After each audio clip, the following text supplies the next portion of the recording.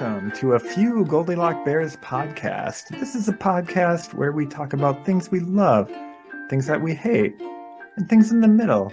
This could be things that we're indifferent about, that we're ambivalent about, that we're on the fence about. These are the gray areas of life. These are the things that aren't in the black and white, that they don't maintain to your precious polar opposites. Vincent Cloud is what they John call Emmett me. Oh my is God. And David me. Lauer. And that, oh. You know what, guys? That's just us. We're so impatient. We want to get into the loves and the hates and the indifferences, but I say, whoa, whoa, Hold horsey. your horses. Oh, well, Cool your jets. yes. So let's slow it down. Let's talk about old topics in a segment we call the Deja Fuse. Go ahead, Dave. Yeah, I like the hold your horses reference because this is about animals.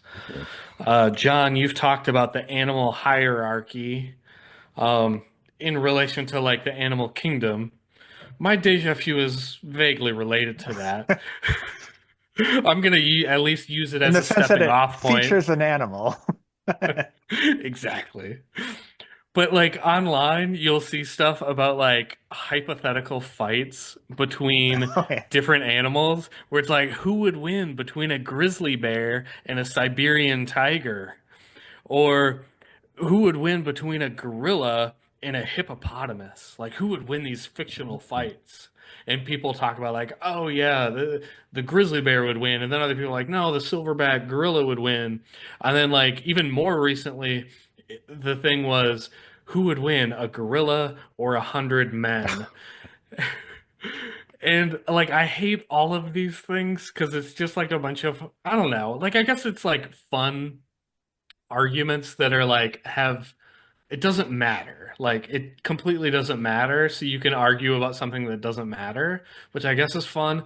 But at the same time, I think it's completely like pointless and stupid just because like I'm a fan of the UFC and actual like fighting. And I know enough to know that like you have no idea what's going to happen until they got into the octagon together. Then we would finally get an answer. Like all this hypothetical, like we'll never know. Like, or I think it's like super obvious. Like, obviously, 100 people are going to beat a gorilla because we're going to use smart tactics. But at the same time, is it random people? Like, are they going to be old people and babies and Oh, handicapped people in there? Like, or is it like, 100 people who are able-bodied, but they're like ages 20 pacifists. to 40? Yeah. And they got an axe to grind with all these gorillas and they got something to fight for. Is it like Gladiator where it's life or death? I'm sure it would be. But I don't know, all these hypothetical like animal fights or animal versus people fights, like I just think it's stupid and I don't care. Yeah, and like what does it mean to win the fight and what are the terms of the like do I just have to like get the animal to like give up and not think like okay, this is and walk away or like kill the animal to win? Like what do I at least like a TKO or something? Yeah, is, Um is the ref gonna stop it and like jump in and be like, and we'll all right. be like, oh, is it really stoppage? Like we can't go off of this. There was actually like a national poll a couple years ago asking like which animals do you think you could beat in a fight if you were unarmed? And again, like it's very ambiguous what are the terms of the fight and what does it mean to win? But the animal people thought they could beat the least was a grizzly bear at 6%. The one that people thought they could beat the most was a rat at 72%. And I'm like, 28% of people couldn't beat a rat in a fight. I feel like the rat would just run away and I'd never be able to catch it. Well, yeah, again, like what are the terms of the fight? But like, are you just like Exactly. laying down and letting the rat gnaw on you, or like, how are you losing a fight to a rat? Splinter. I did kill a mouse once. Well, that's not a rat, is it? No, but it's a like a baby version of a rat, and I felt really guilty after I did it. Rats resent that. They don't like mice. At least not the ones in Portlandia, anyways. Uh, oh shit. Okay, so there was a actual video of like a fucking rhino and a wildebeest fighting. That was weird. I was like, what the fuck? This is really bold of the wildebeest. I feel, but yeah, wildebeest didn't give a fuck. It's like the honey badger. I watched a video this morning. It was like I think it was like a leopard, and it was in a tree, and there's I think an alligator in the water, and I'm like, oh, there's no way the leopard tries to jump in the water with the gator. Like cats hate water to begin with. And I'm like, the gator's gonna grab it and do a gator roll underwater. Like it's gonna end horribly. But like the leopard jumps down and there's like this big tussle in the water, and you're seeing like the gator is doing gator rolls, but generally a gator roll, it has something in its mouth while it's doing that, but it didn't. Like the cat was fucking it up, and it's like doing gator rolls trying to get away, and then they go under the water, and then you're like waiting to see who emerges as the winner. And then the leopard emerges and just like runs to shore, but like it couldn't handle the gator. And the gator, must have swam away. And the leopard was just like, ugh, I'm covered in water. Gross. And I was just like, oh shit, I guess they fought to a draw. Like it picked a fight that it couldn't like win. Draw or a no contest. Yeah. Isn't that better technically for fighters to say no contest over like a draw, something like that? Yeah, because a no contest implies that it never happened, even though Uh, we saw something happen. uh, um, anything else about what were we what were we talking? Anything Animals else fighting about each other. whatever Hypothetical this was? animal fights in the animal kingdom. Uh, you made some comparison against a hippo. I believe the hippo would win. The hippo has is like one of the most dangerous animals, apparently. Like they take a lot of lives and they're so big and strong. Apparently even outside of the water, you know. Yeah, and they're ornery too. Like they're more willing to attack than most animals. I think that's what makes them so dangerous. I Yeah. agree. I'm buying into the hype for the hippo. I think they're my favorite. They got the biting power. Like they have these giant jaws and like the pounds per square inch they can bite with. It's pretty Yeah. gnarly. Yeah. All the marbles they could fit in their mouth. Yeah. This reminds me, I just heard that the same amount of people die from shark attacks as from like tripping in holes left on the beach by kids like playing in the sand. That's horrible that people die from that. Yeah, Ah, old people or what? I mean, or infirm. Dang. Man. All right. Anything else? we we got to continue the tradition of ending the deja vu on a Well, downer, Yeah, exactly. Oh I my God. I no got something matter to say off how of that. no I matter saw how my lighthearted we coworker say. who went to Florida. She was showing her kids and they were like digging holes in the sand. And I was like, no, no, no, no, no. I'm like, you are not one of those parents who condone that behavior. You do not dig holes in the sand. People will trip and fall and they're very unsightly. And I was telling her that she's like, yeah, I feel the same, but they like to do it. And at a certain point, you just stop putting up a fight. Oh, I came across a hideous photo of two animals locked in battle, a snake and a bat. And I was so scared. I was like, "Don't lose, Snake." You know, it repulsed me. I freaked the fuck out. I think that would be the scariest thing to walk in on, to extremely dangerous animals locked in Geez, are they combat. fucking Pokemons or what? Right? Yeah. Oh my God. I would not want to collect either of them. You go ahead. Go ahead, Spike. I think was the name. Yeah. I guess I've seen spiders fighting like house centipedes in my basement before. Wow. Holy shit. Oh, you ever see a mongoose and a snake actually duke it out? It's pretty impressive. Yeah. Those mongooses are quick. Like that's their edge. They could just fucking tell right when that snake's, you know, striking and stuff. So they're like really nimble and stuff, and they like try and psych the snake out and shit. It's very interesting that those two lock horns, so to speak. I saw a Metaphorical video. horn. It was a house cat, and there's like a black bear that's walking up, and the black bear is just like interested because it sees a cat and it doesn't quite know what it is, but the cat is like fuck you and like smacks it on the nose and Oh then my smacks it gosh. I think again, I've and then seen that. the bear's like just like what the hell, and just like turns around and walks away, and it was like this is one for the cats. They win. It's fucking freaky. All right, let's get the show started. I'll go. I hate roadkill. You know what? I have some notes here. Hold on. Lots of I think it's upsetting no matter what to see blood on the road. And like if it's worse than that, you see like all the carnage, the muscle and the guts. And it doesn't matter that it's not a human being. It's still something very gross to see. Um, Fucking deer, if they're not, oh my God, if you will eventually see them like start to bloat up, their bellies are just like so huge and their legs are sticking up. You're like, that's kind of funny. But actually, it's just so gross. Like, I don't want to see them burst. I don't want to be around for that.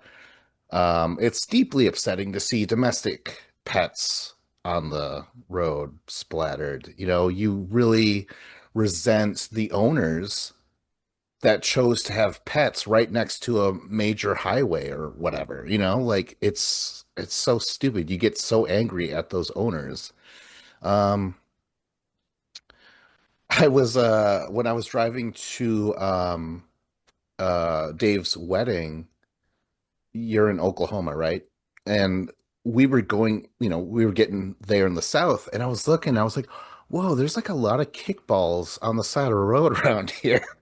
And they were dead armadillos, man. Oh, it sucked. I've never seen an armadillo before until they were fucking dead on the side. So that sucks. That's upsetting. I specifically included this because I was at work.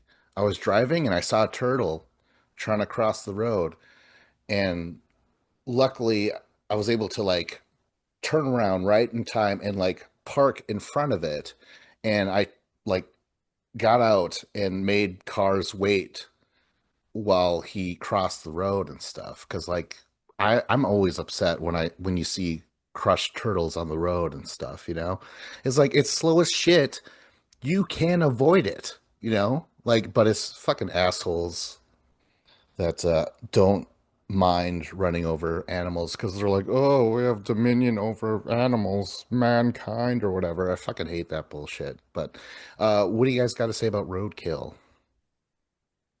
I saw some people successfully avoiding roadkill just a day or two ago. We were driving and there was like a mother goose leading, well, it seemed like multiple adults actually, but like leading a bunch of those fuzzy little goslings across the road, going slow as hell, taking their time.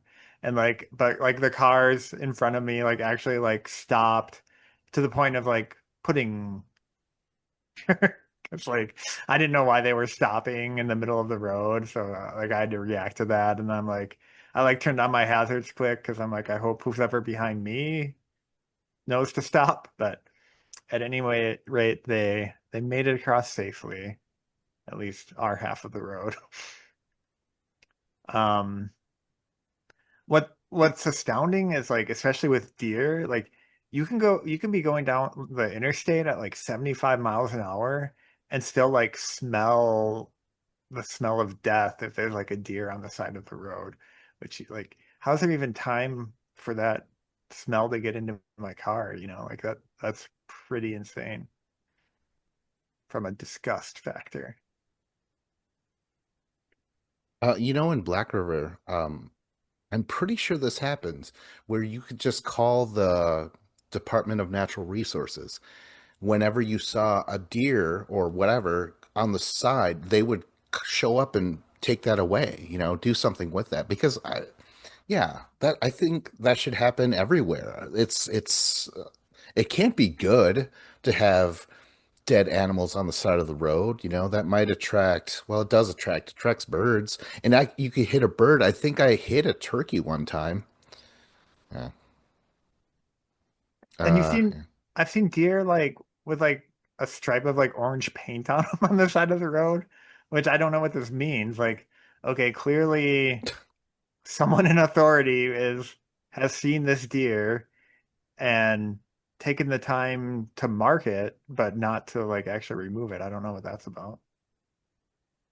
He's an Yeah, I've heard artist. like around here in Tag. Oklahoma, you have to like call up like the non-emergency phone number, and then like animal control is like responsible for picking up the carcasses off the side of the road, or like if there's like like a feral stray cat in your neighborhood, they'll come and pick it up, or if you trap it and give it to them, they'll like go and like put it down.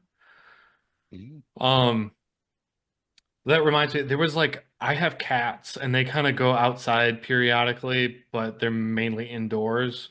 But there was this stray cat outside, and once it learned how to use our little doggy door and it would come inside of our house, it was like, no, no, we can't have this stray cat like coming inside of our house, because it would come in the house and it would pee on the wall, like marking its territory. And I'm like, no, no, no. I'm Oh. like, the stray cat has got to go. So we got like this trap from my wife's dad, and you just walk, you put some food in there, it steps on a thing and it closes the door. It doesn't harm it in any way.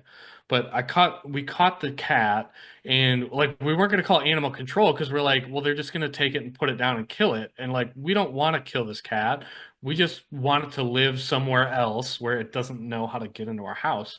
So we drove it to the south side of town, like 8 miles away. We let it go there. Actually, we took it to the vet first and we had it neutered, so it's not going to procreate. Then we dropped it off. So like we cut off its nuts, dropped it off in a totally unknown place, and we're like, well, things could be worse. We could have killed you, but we didn't. And we never heard of this cat again. Well, apparently there's a news update, and it reminded me of like Unsolved Mysteries, where he's like, we have an update. This cat is alive and well, and this happened like 8 months ago, and we haven't heard anything about this cat. But the cat is alive and well and is like just like, oh, some house saw it and like fed it and now kind of adopted it as its outdoor cat, and they just leave food out there. And the cat comes and eats it, and it lives outside, and it like lives a happy existence, and it made me feel good. I was like, oh, good. Like this is the outcome I wanted. Um, How did you learn that? because we took it to my father-in-law's neighborhood, and we set it free on their land, Oh, okay. and it they were leaving food out for it, but it never came by and they never saw it again.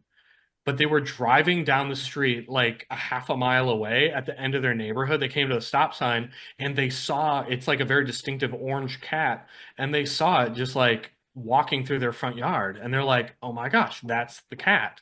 So then they went and talked to those people, and they're like, "Oh yeah, we leave food out on the porch and he comes by and eats it, and he comes around every couple days and eats some food." And I was like, "Oh, that's crazy." But I was glad, but I'm just glad he didn't get hit by a car or died or anything, because that would have sucked. Um, but with like, yeah, with roadkill, it sucks. Uh, like it is, there needs to be a more efficient way to clean it up, because the thing that I hate the most is like, it sucks if you hit an animal. But what I hate is when people hit an animal that's already dead on the roadway. Mm. And it's like, okay, it's not moving. It's not a moving target anymore. Like you should have been able to avoid it. So like if there's a carcass there, and like don't run it over again. Like just go around it. Like, I don't know. It bugs me if I'm driving with someone and I'm passenger seat driving, and it's just like, oh, see that, swerve, miss it. Like it's just it's just like a dead squirrel or something. Don't run it over again and get. I don't want to feel the little bump. It's really nasty. Uh, John, you ever hit anything? Oh, I don't think so. Definitely haven't hit a deer yet in my life, and I hope to keep it that way. Um, eh, I definitely will break for squirrels, um, and whatever else I happen to see. I may have hit a bird swooping by once or twice in my life. I can't say for sure. I haven't. A lot of insects on the windshield, though. I'll tell you that much. We need some technology that will help us detect animals quicker. I don't know how, but that would be nice. Some sort of vision thing on your windshield that you could kind of like see heat signatures or something. We need something. It's so gross. Yeah, like these They do self-driving have. cars have like the light lidar or whatever, like the light radar. If they, yeah, they could just use that to like bring it to your attention or something. I don't know. Yeah, there's like some kind of like deer whistles. They used to have it on cars in like the 80s and 90s, or you can still buy them and install them on your vehicle, and it's supposed to like emit like a high-pitched sound that deer can hear, but we can't hear. And Oh. it's supposed to make them like it's supposed to deter them in some way so that way they won't but nobody really knows if it was just a marketing gimmick or if it actually works. Like some people are like, yeah, the deer just stand there and they never jump into the roadway when I have those on my car. And it's like, I don't know. It's generally they see the lights if it's nighttime and they're blinded, so they generally won't jump in front of you, but sometimes they do. Yeah, that's the one thing where they're like, oh, deer get freaked out when they hear a little branch break in the forest. They're all like, like that. But if you're barreling towards them, but I'm like, yeah, because you have your fucking lights on them, and like we don't know how powerful their eyes are and how powerful the light is to them and stuff. They obviously get like transfixed in some way. But yeah, it's just people keep bringing that up, and I'm like, oh, fuck off, like you idiot. Like they're different. They see different than us. And I always get pissed off at the motherfucker who ran over a skunk because now we all have to fucking deal with it for like a couple blocks, you know? Sucks. Do you guys remember those Roadkill Cafe t-shirts? No. Oh, um, they had slogans like "You kill them, we grill them." That sounds vaguely familiar. Yeah, like With this like a one. raccoon that's upside down with its feet Yeah, in yeah, the this was like air. a 90s thing. Like the idea is that it's like a restaurant establishment that serves exclusively food picked up from the side or like dead animals from the side of the road. I know, like that's like a real thing in Wisconsin with like country folk where if you hit a deer and it's like dead and it's laying there, like you take it home or take it to the right person that you know, like a good friend, and they'll just cut it up and they'll be like, all right, we're gonna get the tenderloins off it, we'll get the steaks off of it, like it's dead. We're gonna at least, use the meat, which is better than letting it rot. Yeah. I don't know if that happened to us. I just know that my brother and I would always have to be the one to gut the deer and to skin it and to butcher it up. And we were always just like, we get like the least fun part of the whole thing, you know? Like we didn't get to go out and hunt and, shit like that. They're just like, here you go. And we're like, thanks. Thanks for all the work. I don't think we ever cut up a or a deer that was hit, but maybe. I I don't know know. my uncle definitely did that. Like he'd keep his eyes open for deers that were You'd be for like, oh, this looks fresh. Let me stop and inspect it. yeah, for real. Oh, really? Oh, okay. I was just going by like they were there when they hit the deer and it's dead. Here you go, Vincent Duck. We're like, oh, god damn it. Segway challenge. This, I feel like we've hit a roadblock with this topic. yeah, it's starting to smell a little gamey. All right, go ahead, Dave. Well, first, I will apologize. There's a storm hitting me right now, so I don't know if my internet or power goes out. You might lose me. Um, but something I love is the TV show South Park. I have loved South Park for years. This show has been on for 20 some years, since like 1997 or 98. Um, Matt Matt Stone and Trey Parker are like the creators and writers of South Park. And it like to me, out of all of the animated series, South Park is by far like head and shoulders above the rest. I think their writing is much better than any other animated TV show. Their longevity speaks to that, the fan base of South Park. Like, I don't have anything prepared to say about South Park other than it's freaking great and I love it. Like, what it was in like the first like 3 seasons, 4 seasons, I didn't really care for it. But then it like evolved and it became so much like bigger and better. And like they really understood like the direction they wanted to go with the show. And like it went from just like episodes where, it's like, oh, Kenny got squashed by something, and it's like, you killed Kenny.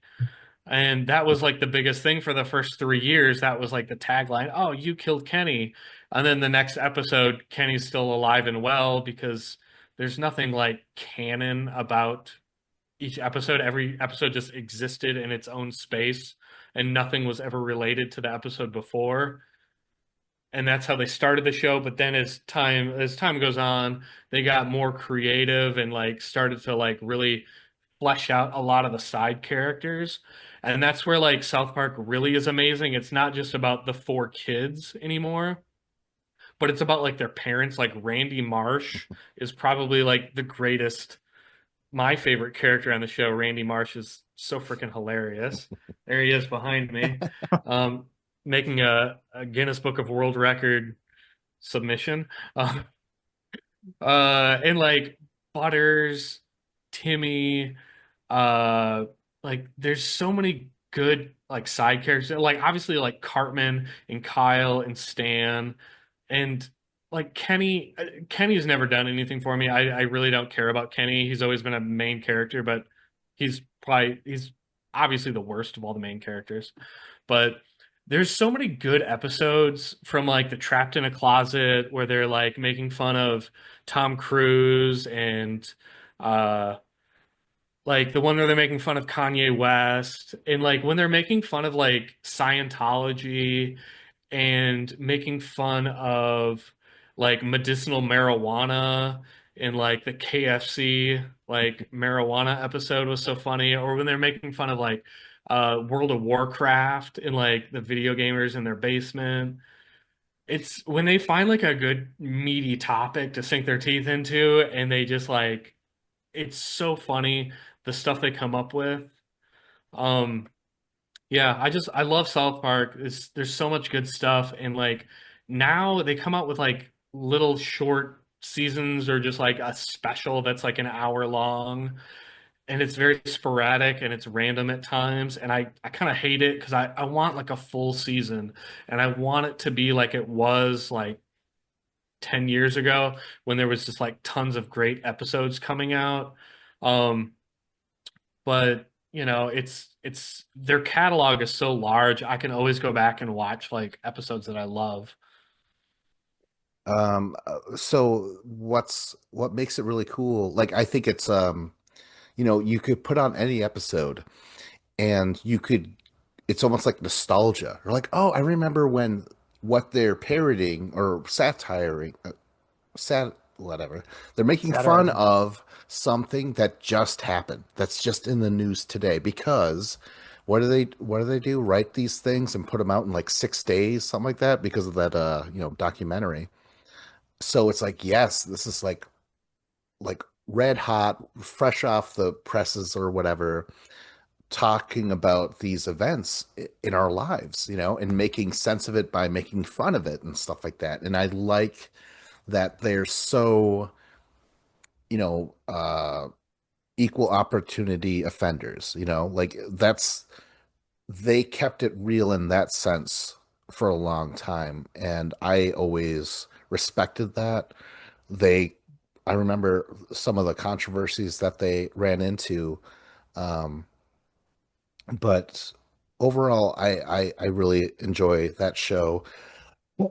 Um, so they're not really doing. I mean, yeah, they're doing it weird now. Or they, what was it? Principal PC Principal.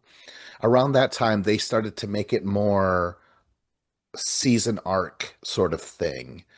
And I understood why people wouldn't care for that compared to the episodic nature of the show up until that point. But I still liked what they were doing, but I haven't watched in a long time though. Like just nothing that they did changed it. I just happen to just watch other stuff. But I still think of the losing edge where the kids don't want to win the baseball game and they try to figure out ways to lose or something like that. And then Randy Marsh, he's doing a Rocky parody where he's just gets drunk and fights people in the crowd and stuff, other drunk dads. I That thought this is was America. I thought this stood for freedom. oh yeah. And he's pissed drunk at the kids' baseball game, fighting with other parents, and the cops are arresting him. I So mean, that's good. just a great meme. The like whatever thing someone tells you you can't do, and you're just like, I thought this was America. Um yeah, Cartman of course is just so fucking horrible, right? On purpose. But I remember I was watching this season, one of the overarching seasons or whatever, where he has this girlfriend and he doesn't want to be with her, but he's still with her, and she even can detect that there's something wrong, but he's just like, no, no, no. It's so bad. It reminds me of like the worst aspects of Seinfeld, which was when Costanza was stringing Susan along forever. And you're just like, oh, you piece of shit, you know? It really reminded me of that. Um, but yeah, I there's so many episodes that I still think about to this day. Um, yeah, what do you got to say, John? Definitely have never a completionist on it. Like I'll be into it for a couple seasons and then forget it exists and then catch it like a couple seasons like 5 years later and um like I've never really gone back to watch all of it or anything like that. I remember when it first came out, I went to the Lutheran, like the Christian grade school, and our principal made a point to say like, "Oh, you shouldn't be watching this bad show," and of course that just made everybody want to go home and watch it.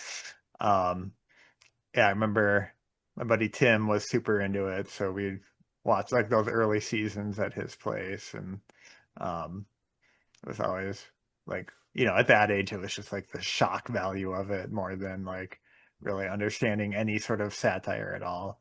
But actually, in those early episodes, I don't know how much satire there was. Right. Oh my God. Okay, I like the old Cartman voice. Like, you get and go home. Or I can't do it very good, but like he lost that later on. You guys Oh noticed yeah, that, that's a right? spot on impression, and like it is. Like I'm nostalgic for that voice too. There was an episode where they summon a dragon and it had like a later season and they summon a dragon and that dragon has Cartman's old voice. Oh, really? And Cartman's like, man, he sounds stupid or something like that.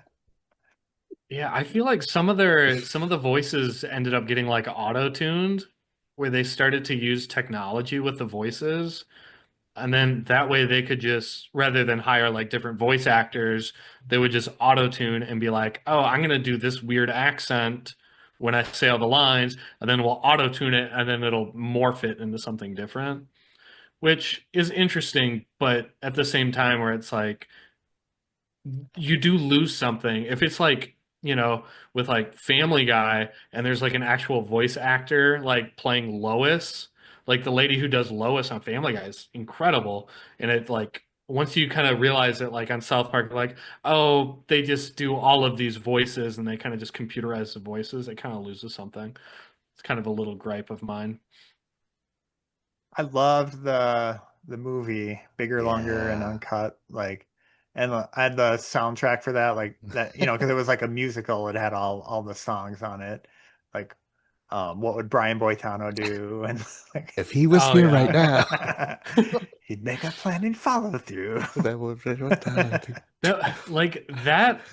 That movie made me fall in love with South Park, I think, because like I watched it sporadically, and then I watched the movie, and then like I bought the movie, and I was still like, yeah, it's pretty good. But then like after a couple of watches, I was like, man, I love this. This is awesome. Oh man, Um, yeah. John, something you said, it reminded me of I went to public school, and our guidance counselor, he was asking, he's like, how many people watched the season finale of Seinfeld? And like me and my buddy Zach and a couple of others like raised our hands. And you're like, you guys all like Seinfeld? And we're all like, yeah, we love the TV show Seinfeld. We're like in fifth or sixth grade. And he's like, Seinfeld is a terrible show and you shouldn't like it because it's all about making fun of people. Every time they're laughing at someone and something they do. And he was the guidance counselor of the school, and he's like, and you should never laugh at someone for how they act. And we're all like, Seinfeld's hilarious. Like I love this show. Like this is such a weird perspective and take on Seinfeld that it's like bad in some way. And I'm like, I don't know if I trust you anymore. Right, and it's also shitty to like bait children Yeah. into like admitting like, oh, I like a thing, and then say like, well, you're bad for liking it. Like, that's fucked up. Yeah. Yeah, was he like, who here's in the final of Seinfeld? I can't hear you. Oh man. Okay, so I think South Park. So you guys watched that documentary, right? No, I didn't. No? Some Oh of my it God. It's about how about they like make the how they show. made it, how they make it and Yes. stuff. Yeah. Yes. They show their process, which is so fucking amazing. Bill Hader is a writer, apparently. I found that out when I was watching it. But I love how they seem to just instant like quotable shit, just like like Memba berries. Like I feel like people still talk about Memba, like Memba. Oh, I have Yeah. Memba. But then there's characterizations where like it's so simple, but they could keep repeating it, like Mr. Slave, Mr. Garrison's boyfriend, or no, Big Gay Al's boyfriend, right? Or wait, who was Mr. Slave? Who did he belong to? I think it was with Big Gay Al, but then Mr. Garrison stole him from Big Gay Yeah, that Al. sounds plausible. Okay, so but the whole ridiculous idea of like all his dialogue is just Jesus Christ, Jesus But like Christ. I I understood it immediately, and again, they write these things so quickly. How they could come up with those comedic moments is so amazing to me. And it turns out like, there's a writer's room, and there's like Bill Hader, Matt, Trey, and then there's maybe one other writer, and then there's a producer, and then there's someone who's like, what do you call it? You can't say this, you can't say that. It's something like, Censor? yeah, something like that. She basically is like writing things down. Like, I think it's almost impossible we could say that. But anyways, it's just a small group of people. They're very supportive of each other, unlike most writers' room, like SNL. Like, SNL is notorious for like writers being assholes to each other, but they're different. But that's just in breaking down what the story's going to be. Trey actually sits down at his desk once the story's all broken down, and he writes the dialogue and stuff like that. And so, yeah, I think that's just amazing. Again, with screenplay writing, he's a hero of mine. I can't believe what he's able to do in a week. That's fucking nuts. Um, The Yeah, I look of the characters is obviously so like recognizable. I remember at a previous job when we got on our like we had the chat app at work and my boss had us all like, oh, you guys should make like South Park um caricatures of yourself and use that Yeah. as your profile picture. So we all did that and that was cool. That's awesome. Oh my gosh. Okay, remember how they personify Canadians? Oh yeah. Or like their head like like that? Oh my God, I laughed out loud and thought of South Park immediately. There's a commercial with Alanis Morissette, and she's like in the car, and they're like, I don't know what she's selling, credit cards or something like that. They're like, and it's ironic. But the way she's like, and it's ironic, don't you think? Like her head was doing that thing. I was like, oh my gosh, man. The movie I though. Oh, I just want to say real quick. Um, what was it? The shut your fucking face, Uncle Thanks, Uncle Fucker, Uncle Fucker. Fucker. oh yeah. Love that song. Well, not only can they write dialogue, they can write music. Yes. Yeah, and like the reprise song or like the medley, I guess, in the movie where all the different characters are singing the lines from their songs, and then it's Terrence and Philip like, this time we may be out of luck. Tomorrow night, we're pretty fucked. Say, Terrence, why would you call me a cocksucker or a go fucker? I don't know. Oh, pig fucker. Well, first of all, you fuck pigs. Oh yeah. Oh my gosh. It's easy, okay. I love that. I love that song. I actually use South Park as like an educational tool, which probably is ill-advised because, my wife, we were watching A Handmaid's Tale, and the lead actress on that show, I forget her name, Elizabeth something. She's a Scientologist, and my wife is like, "What is a Scientologist? I don't know what that means." And I was like, "Oh, I'll show you what a Scientologist is." And then I made her watch the South Park episode. That's a good intro to Scientology. Yeah. Ah, fuck. So many good things. Oh, they had one regret. Trey Parker and Matt Stone. They were like making fun of Al Gore for the global warming stuff. Remember that? They just completely ripped on him like he doesn't have any friends and stuff like that. Even though it's hilarious. I love the fact that he's like, "Are you being serial right now?" We're like, "Yes, we're being serial." Oh my God. And like, his obsession with man, bear, pig and stuff like that. Oh my gosh. Yeah, I felt like the man bear pig, I always felt like they were referencing something that I didn't understand in those episodes. And like that happens a lot, like watching certain South Park episodes where I'm not sure if they're just coming up with something goofy or stupid or if they're parodying something and I'm just not catching the connection. And there's always that line of like weird confusion. I'm like, this is funny, but I'm not sure.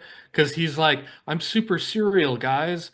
And I'm like, is that referencing something? Because I'm not aware of it. Right. Oh my gosh. Oh, I've owned some DVDs of theirs. Have you guys ever checked out their audio commentary? Uh-uh. Some of it. I owned a couple seasons. I love them because they're like, we don't want to do this. I mean, like, we don't mind talking about it. So what they do is they just sum up what they think about the episode while it's playing, but they stop like after 5 minutes. They're like, yeah, that's about all I have to say about that. And then they just move on.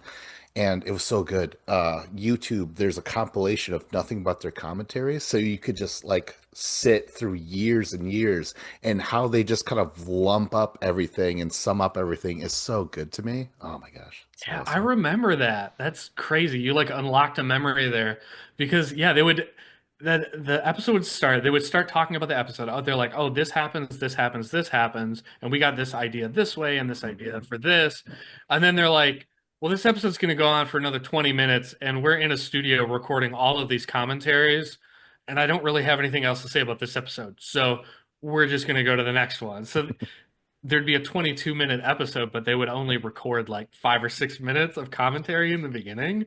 And it was great because I was like, well, whatever. I'm gonna go to the next episode and see what they have to say about that. And it was interesting and like it was just real because it was just like rather than have like long pauses and then being super bored, like recording all the commentary, they're like, we'll just bite size, rip it out.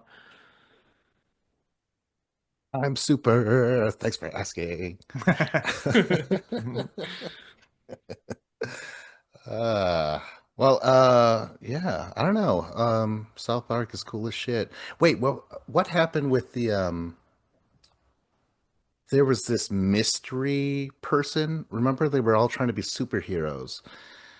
Wasn't it turned out to be Kenny or something like that? Like he was like he has powers. He's like I can die and come back to life. Like that's when they were like breaking that fucking fourth wall or whatever you want to call it. Yeah. Yeah, I remember that was like a 3 or 4 part long episode where it's like who they're trying to figure out and they're like, I'm Mint Crunch Berry or something, and they Oh all had right, like yeah. weird different gimmicks. The coon. Yeah. Ah, Cartman was the yeah. coon. Yeah, that's right. But I just remember it being very sad because Kenny's parents, they're a very poor family and stuff. And the episode was done so fucking straight where the kids are taken away from them and Kenny is separated from his sister, so he would just sneak in as that superhero and comfort her and stuff like that. And like it was just so fucking sad. I couldn't believe like I was getting emotional about Kenny and all that stuff. It was very bizarre. Yeah. I could go on and on. That's how Shout much I out love to South Park. Primus doing the theme song. Yeah. Like from the beginning, like how did they get them to do that, I wonder? Like not that Les Claypool isn't willing to do stuff, but Right, just but didn't they get big because of Spirit of Christmas or whatever? They made that short. In oh. Remember that? And so that was huge in LA. And they said this in the documentary. They're like, but for some reason we forgot to put our names on it. So people were getting like directing jobs by saying, yeah, I made that. So I think Les Claypool in LA probably was like, yeah, I've heard of this shit and I want to work with them. So, Yeah, yeah. that's cool. I remember when those episodes came out, like the early ones, and I was at a Christmas party, and anytime I went to the bathroom or anyone went to the bathroom, my cousin was like, "Oh, did you go say hi to Mr. Hanky?" And I was like, What do you mean?" And he's like, "In the bathroom, do you say hi to Mr. Hanky?" And I was like, I don't, and he's just laughing, and I don't understand what he's trying to say, but it's Mr. Hanky, the Christmas poo. Towley. Maybe I'll just get a little high. Oh my gosh, I love Towley. Oh my gosh. Oh shit. We have to stop eventually. But the way they characterize Jimmy and Timmy, but then also when they go to that camp, that special needs camp, that fucking hits some amazing notes or whatever. Like first of all, they basically made them look like Looney Tunes characters, which like when you think about it, like, yeah, totally. Like, the stutterer and shit like that. The vulture, they made them look like that. But it tapped into that thing where like who's the guy who hates Jimmy? Remember? He's like, he's got that thug Mimsy. He's like, shut up, Mimsy, or whatever. Oh yeah, I remember. I I remember know his what you're talking. voice I and can't everything. remember his name though either. But what was so great is that, he's like, he's plotting against Jimmy and he's like, oh, I hate you, Jimmy. I hate you so much. But then when guidance counselor shows like, hey, how's it going, sport? How's it go? He's like, I'm enjoying it. I've seen clients play into what they are expected to behave like. Like they really aren't that smart when they really are, but they will do that when some asshole's like, "Hi, how's it going?" Like they kind of clam up and like, "I'll just do whatever it is that you think special needs people are supposed to Oh, be so like like." when people condescend to them, they just kind of like shut down and be like, Yep. fine, that's how I'll act. Yep. Oh man. So props to Trey and Matt or whoever, like that was spot on. That was crazy. Yeah, they definitely have an ability to like look at any type of situation and be able to like pick out the hypocrisy in it and where they're equal opportunity and they'll make fun of anyone and with anything there's stuff that you can pick out and they're really great at like breaking down like an issue that people are all worked up about and then you're like oh yeah I guess it just does come down to that like I don't know they have a great way of like finding that and presenting that and kind of cutting out the fluff. Oh yeah. Segue challenge. Let's not let this topic get any bigger or longer or Okay. uncut. Go ahead, John. I have mixed feeling about brunch, particularly restaurants who have brunch.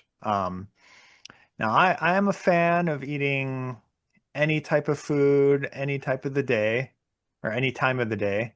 And I do love a lot of foods that are typically considered to be brunch foods.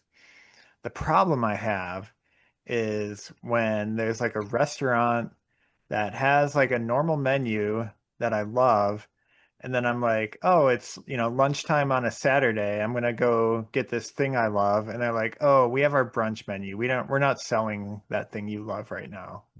That happened to me at like three different places in a row on like one day where I'm like looking up their online menus. I'm like, oh, I really want this. Like I'm in the mood for this sandwich. And I'm like, oh, we don't have sandwiches right now. And then like it happened at two more places. And I'm like, yeah, yes, do have brunch items if you want, but don't detract from the original menu.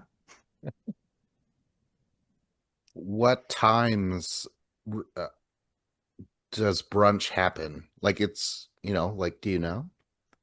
I mean, as early as they open until like 2 or 3 in the afternoon, seems like. Wow. Anything distinctively brunch? Like I just assume like, oh, we get to have eggs again, but it's like noon or something like that. I don't see anything wrong with that, but is certain foods qualify as brunch foods? Yeah, I mean, it's definitely like all your all your typical breakfast foods, like usually egg based, it seems like. So, omelets, quiches, frittatas.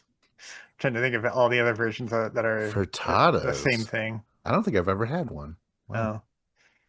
Oh, um, like pancakes, waffles, that kind of stuff. Um, but yeah, again, like no, I have no problem adding the foods in there. Just keep the ones that I want. And like I don't know how like obviously brunch is a combination of breakfast and lunch. So they keep some of the normal like daytime foods or like afternoon foods. I don't know how they decide which afternoon foods are brunchy enough and which ones aren't. That's the mystery to me. Like I eat a sandwich at noon. Why not? Dave, have you ever done brunch? I know I haven't. No, I don't feel like any restaurant I go to does any type of brunch menu. It's usually just it's like a diner and they'll serve breakfast to a certain time or they'll serve breakfast all day. But usually it's like they serve both. But like anytime I go to like a restaurant or like a diner to eat and if it's like that 11:30 or noon, like it's I might want like a turkey club and french fries or I might want pancakes and eggs. Like I can never like pinpoint like what I'm gonna want. And so most of the time I will be debating between breakfast or lunch. and I have no idea. Like I'm standing between first base and second base, and I don't know which base to run to, and I don't know where to go. Yeah. Because I Too love bad like they don't serve pickles as brunch, right? oh, That was a very clever baseball it pickle was, joke. yeah, getting caught in between the bases with the pickle. It's a good Sandlot reference. All Yeah. right, I'll take pancakes and French fries. Ooh, Ooh, that I sounds love very good. unusual combinations for foods. Um, Oh, my epic I used to mealtime. Didn't eat. they just do that? What's that? Oh, absurd combination of foods. That sounds like epic mealtime to me. Probably, Yeah. yeah. I remember when I was in high school, I knew a guy. I worked at McDonald's, and a guy I went to class with, he worked at Subway. So we would both exchange like free coupons to the other place. So I would go into Subway, get a free sub, and then he would come to McDonald's and get free food.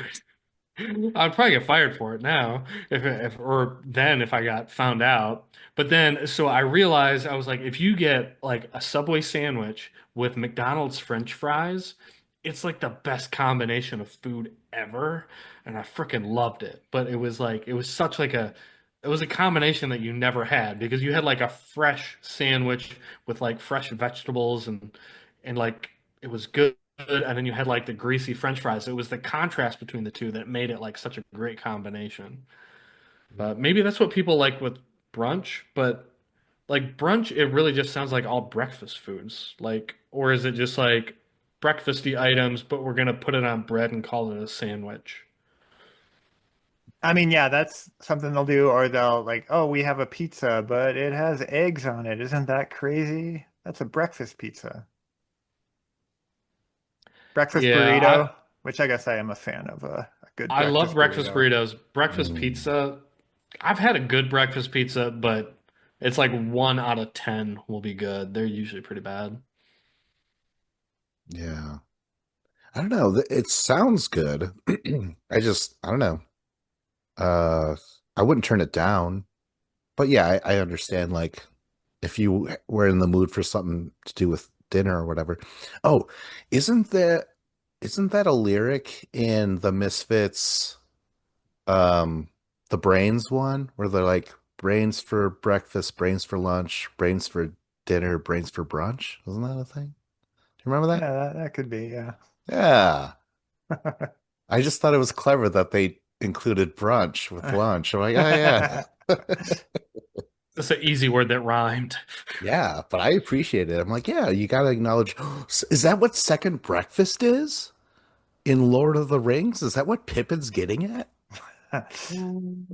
I don't know, because it's before 11 which, you would think brunch would be a little later than that.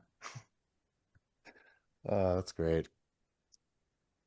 I Uh, actually, I don't know if this is gonna show up with my background. Well, I guess it's uh, not. put it in front of your Oh, face real quick, or half of it. Oh, shit. hang on. Let me turn off my Let's see. background. It's the ultimate brunch cookbook by Well, I'll read it to you. It All it says now says is, serving breakfast, second breakfast, elevensies, luncheon, afternoon tea, dinner, and supper. So there's no brunch on there. So second breakfast or elevensies would be brunch. hmm, elevensies. I thought that would be their 11th breakfast or something. Oh, Well, I, Is it? I it's assumed it just takes place at 11 o'clock. Oh, wow. What an eye opener. Okay, yeah, it's cool. like, I don't want to wait an hour to eat lunch. Let's just eat right now and then eat lunch in an hour. That's It's like great. when you're having a nooner, it means you're having a meal at noon, right, guys? That's what my wife tells me anyways. Now I go back to the office. I'm like, hey guys, I just had a great nooner with my wife.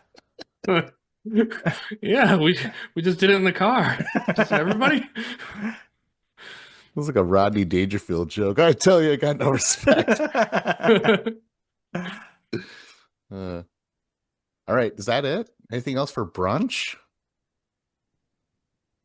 I think I'm it's into it. been branched. Bron Breached. We have, Just yeah.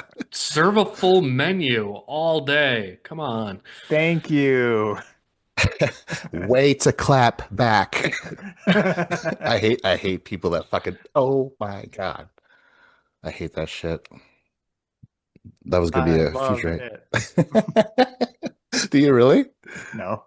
Oh my God. I fucking hate that shit when they're like, Say it louder for try the people in and the do back. better. This is how you end a podcast. Like, I hate that.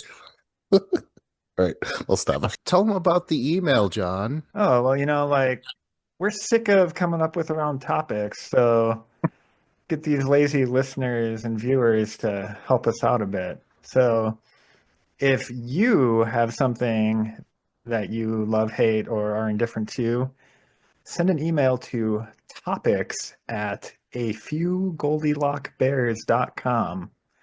Um, we'll put a link in the show notes here and tell us what you love, hate, or are indifferent to and why. And maybe we'll talk about it on the show.